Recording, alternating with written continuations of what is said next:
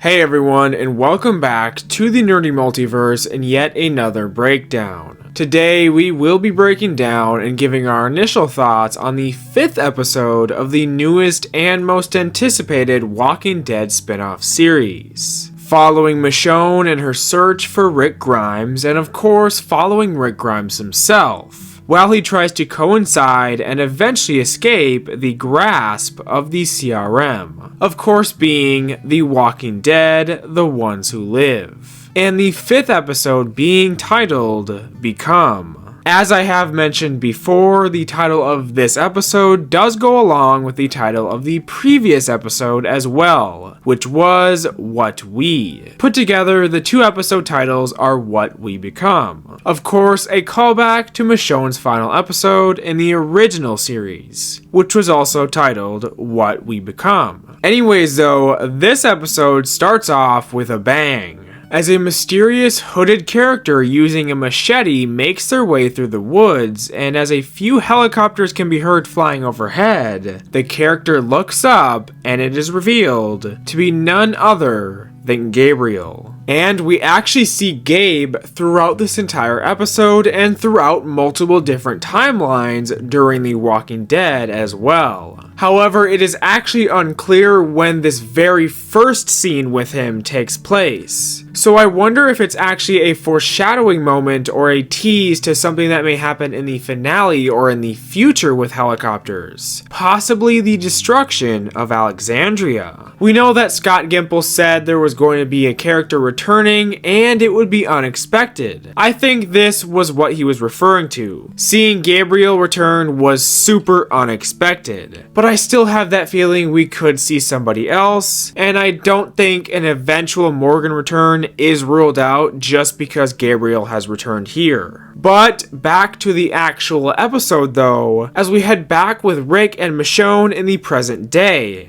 as they continue their way back home to Alexandria themselves. They spend some time eating some ramen and remembering Carl with the phone drawing in Wyoming, and then finally arriving at a cabin where they decide to spend their night. At this cabin, Rick looks for a nameplate to bring back to RJ as he grabs one that says Junior. Now, obviously nobody has ever called RJ Junior as Michonne says, so he just puts it back. And he doesn't need to bring a gift back for his children because he is bringing himself home. However, on this rack of nameplates, whether they are Easter eggs or not, I did notice some that are of other Walking Dead characters. We can actually see one of the plates with the name Carol on it. We all know she has to reunite with Rick and Michonne. We also can see one with the name Simon on it, the savior leader that took out Jadis' entire dump group. I'm sure there are others, but these are the two most important ones that I noticed. Rick and Michonne then make their way through the forest, which by the way, the visuals of this entire area and landscape in this episode were incredible. The two eventually run into a group of survivors that are in trouble, and they end up saving them from some walkers that are completely covered in stone. After showing their humanity and giving them food and helping them survive, the other survivors turn on Rick and Michonne and try to rob them of their other things. But just like any classic Walking Dead moment, Rick and Michonne work together and swiftly disarm them and take back all of their stuff, but they do decide to leave them alive, once again showing their humanity. They then return back to the cabin where they spend the night after Rick gives Michonne a necklace that he found in the gift shop from earlier. All while another mysterious hooded character sneaks past the tripwires and into the cabin that they are staying in, where we then head back into the Gabriel appearances, and this time 3 years ago, as Jadis or Anne meets with Gabriel. Of course, all of this is kept a secret between the both of them. All these years, the two have been meeting once a year at the same spot and have never told anyone about it. Jadis, of course, cannot say anything about her new community, being the CRM of course, but she says that she is haunted by some of the things that she has to do for them and their vision, as it is sometimes cruel and bloody. Gabriel still has that touch of inspiration and just plain faith. as he encourages her, and the two just open up to each other all throughout this entire episode and this flashback scene itself. Then back in present day, Rick and Michonne are woken up by Jadis holding them at gunpoint. She has tracked them down, but of course, she is alone and nobody actually knows that she is here. However, she is still threatening the destruction of Alexandria. Here, Jadis actually says she is Jadis Stokes of the Civic Republic military. So even though she left and the two never really became official,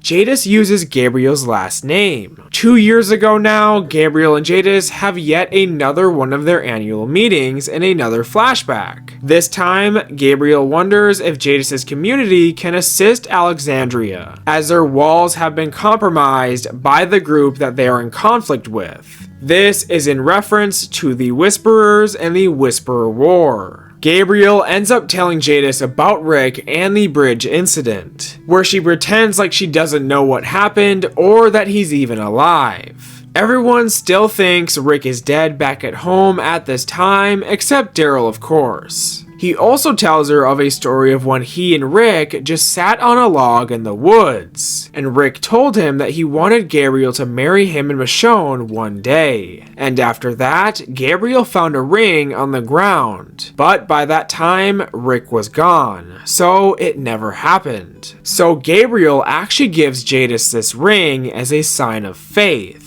Now back to the present day once more. Just as Jadis is about to shoot and kill both Rick and Michonne, the two dodge out of the way and Michonne hits Jadis with the hatchet, causing her to flee. And this all leads into an intense car chase scene, which we actually haven't seen anything like in a few years in The Walking Dead. Jadis ends up crashing her vehicle and running into the survivors that Rick and Michonne ran into earlier in the woods. She promises them a place in her community as long as they help her with Rick and Michonne. So of course, they do it. Rick and Michonne are led back to the cabin that they were staying at and lured into a trap by Jadis and the survivors. It obviously does not go as planned for them, and all three of these guys just get devoured by walkers. So now Rick, Michonne, and Jadis are left in a standoff for quite some time. Again, heading into Jadis's and Gabriel's meetings now only 1 year ago, where Jadis's faith seems to not have been restored by that gifted ring, as Gabriel begs her to come back to Alexandria with him. And they won't mention anything to anyone. I feel like these two have always had something and more of a connection than, say, Gabriel and Rosita, which kind of just came out of nowhere, but nonetheless. Anyways though, Jadis apologizes to Gabriel for turning him into a loose end and then gets prepared to shoot and kill him. Now back in the present day, once more, as the standoff between Jadis and Michonne still holds strong. Rick and Michonne finally devise a plan to trick Jadis, as they both say that she's right and that Rick will go back to the CRM with her under one condition. Michonne gets to return home and everyone at Alexandria gets to live. So they all drop their weapons and Michonne quote unquote leaves and Jadis and Rick meet face to face. But Jadis pulls out another gun, all as Michonne comes around the corner with her gun drawn. They double-crossed her before she double-crossed them. A good plan, as Jadis says. But as they are once again in a standoff, from behind, the now resurrected group of survivors from earlier come up from behind, now as walkers, and Jadis gets bit. Jadis, now defeated and in her final moments, admits to the two that she does have a dossier in her office back at the Cascadia base, and she tells them to go back and destroy it and then go back home. She also ends up opening up and reminiscing about literally everything that she has ever gone through and what she has had to do for the CRM, including killing people that she truly cared about, which is referencing Huck from World Beyond, who she had to kill for them. And she even says that she considered both the CRM and Alexandria her home. and remembers all that she has lost and gained throughout these years. In the end, Jadis may have betrayed our group on and off, but she still was a great character in my opinion, even if her group during the All Out War arc had those up and down moments. And this episode absolutely solidified her character as well. She requests that they do not go after the CRM and just let them rebuild the world, but Michonne declines. The two will go back and Rick will finally get the Echelon briefing, whatever that may be, and then they will take down the CRM and help the city after revealing what the military is actually up to. Jadis says that she wishes that she died as an artist, as we all see the work that she did at the hilltop with the paintings of Glenn and Herschel and many other characters that we have lost throughout this franchise. She left her mark on this world as Jadis, but also as Anne. And in the end, she really was just Anne. Before she has Rick put her down, she hands him the ring that Gabriel gave to her, and tells Rick to finally marry Michonne. After Jadis is put down, the two leave and get ready to head back to the CRM. But before doing so, Rick finally proposes to Michonne after all these years. These annual meetings have led to the present day now, as Gabriel waits at the meeting spot where Jadis does not show up. So it's clear that he is led to believe, and we know, she is now dead, as a gravesite is left for Anne with a rock carved with the letter A on it. This is where the episode ends off. In my opinion, another absolutely incredible episode with such a great send-off to a character that has been around for many years now. Whether you liked her or did not throughout this entire franchise, I think that this episode really redeemed her and solidified her character. And of course, Pollyanna McIntosh did an incredible job portraying the character of Anne or Jadis. The visuals were great, the acting was, as always, amazing, and the conflict was great as well. This episode also felt like an ultra classic Walking Dead episode, with Rick and Michonne just working together to survive in the open world. And seeing the return of Gabriel was also awesome. I absolutely love his character and was not expecting to see him. But it added so much to the story of Jadis or Anne in the long run, and I loved that addition. But overall, this episode was genuinely amazing, and for me, it was another 10 out of 10. I absolutely loved this one, and I cannot wait for the final episode of what I think is just the first season next week. But yeah, that about does it for this episode, from me at least. But of course, I would like to hear your thoughts on the episode as well, so make sure to leave them down below. Thank you all for watching, and if you enjoyed our breakdown and review on this episode, don't forget to give it a like, and with that being said, we will see you all the next time that we go through and explore the nerdy multiverse.